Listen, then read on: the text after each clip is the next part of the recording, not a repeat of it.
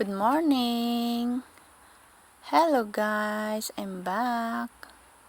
Ayan, kung nakita nyo guys yung upload ko before na ginagawa itong mga structure na to. Ayan, ngayon naman papakita ko sa inyo ang pagtanggal ulit. Yes guys. Pagkatapos nilang ginawa yan, after 3 months, ayan, binabaklas na ulit. Hindi pa yan complete na nagawa. Ayan, tinatanggal ulit. Hindi ko alam guys kung bakit nila ginawa yan. Mga poste, mga dingding. Wala siyang bubong. Pero ngayon, tinatanggal ulit. Diba, sayang yung mga bakal, kahoy na ginawaan, na ginamit. Yan oh. Maluang pa naman siya. Akala ko, gagawin siya na parang small na stall. Ayan, hindi naman pala. Dito guys sa Hong Kong, ang bilis nilang gumawa, ganun din kabilis nilang tanggalin. Or baka may purpose naman ito para pang ano yung tawag doon guys, pag may project sila. Baka ginawa para makita kung ano yung style ng kanilang project. Tsaka nila gagawin yung final.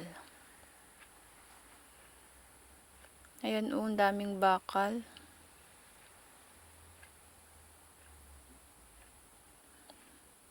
Maganda sana ito na gawin nila na ano, maliliit na pwesto, bilihan ng mga food, ganun.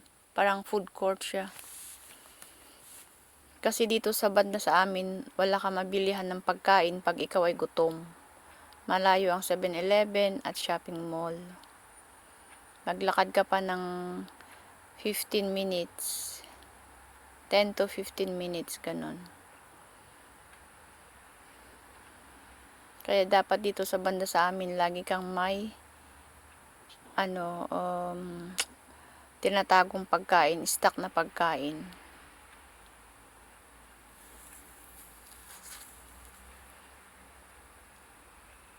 Yan. Mabilis nito lang ginawa, mga 4 hours, tanggal na lahat yan, nalinis na lahat nila.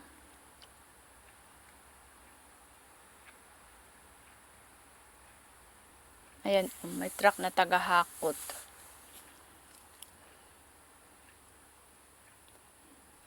Nakakatuwa lang kasi dalawa lang ang worker dito, yung isang driver na babae, tapos yung isang lalaki na tagaligpit.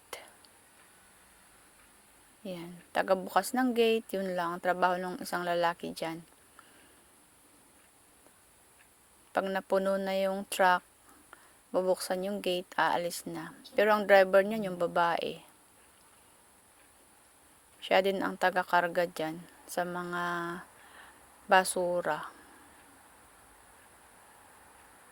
Ang galing, no?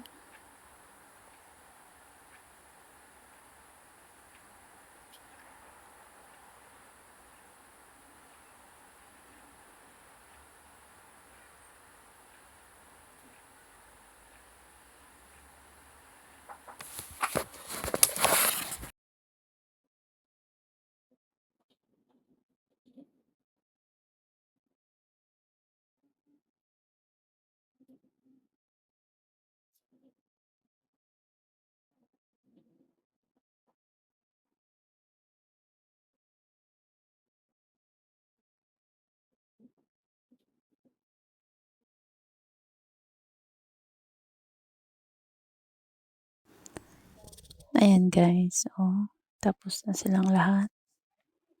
Tanggal na lahat ng mga bakal, mga plywood. Lilinisin na lang nilang lahat yan.